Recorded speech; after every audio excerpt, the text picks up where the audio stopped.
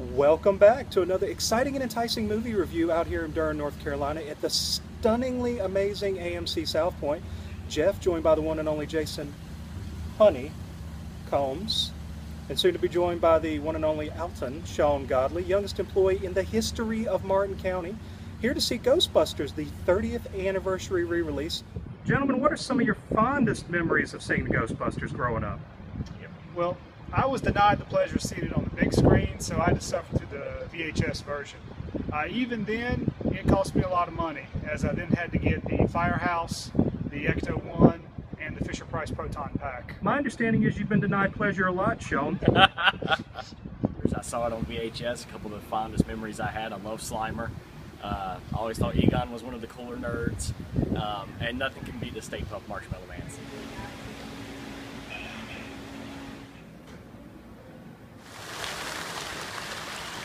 And we are just out of seeing the Ghostbusters 30th anniversary re-release, a movie that tells us that the only way Sigourney Weaver will sleep with Rick Moranis is if supernatural powers are involved. Gentlemen, what did we think about this thing? I don't know. After that, though, I think Sean here has hope now. Thanks for that. I enjoyed the movie. It's the first time in a long time I've spent money on a movie ticket and felt that I actually got my money's worth. Though adult me is very different than child me. I never realized before that this entire movie is about people trying to sleep with Sigourney Weaver. And I'm happy to say after 30 years, that is still an awesome movie. First 5 minutes, I felt like a kid again. I do feel a little sad realizing that some of our favorite actors or voice people are kind of not with us anymore. Casey Kasem, Harold Ramis passed away earlier this year. A couple of things that stood out to me about this was the fact that thankfully George Lucas did not direct it, which means that this is the exact same movie that we so fondly remember. There's no digitally inserted Jar Jar Binks, nothing to destroy our film-going experience. I had hoped for some retro previews. I didn't get any of those.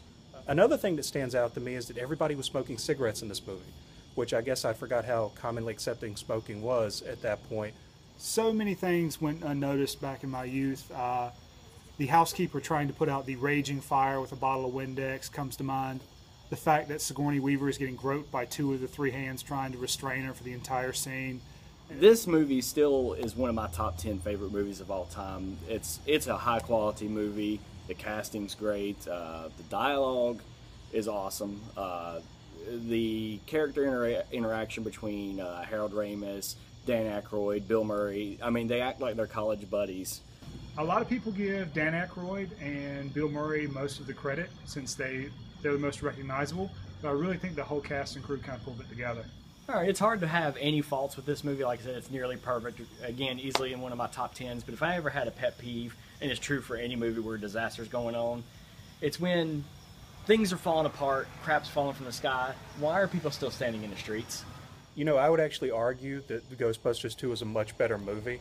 I have fonder memories of that movie. Not to say this was bad, because this is very good, but I definitely appreciate anything with Bobby Brown in it. So overall, how did we feel about this movie? I enjoyed myself. I'm glad I came to see this movie, and I felt like I got my money's worth out of it. So thanks for watching our movie review. Next time we'll make sure to have a stool for Honeycombs to stand on so he looks just a little bit taller. But until then, make sure to leave any feedback, comments, or thoughts down below. Feel free to email us or check us out on Twitter because that is hot. And we will see you next time.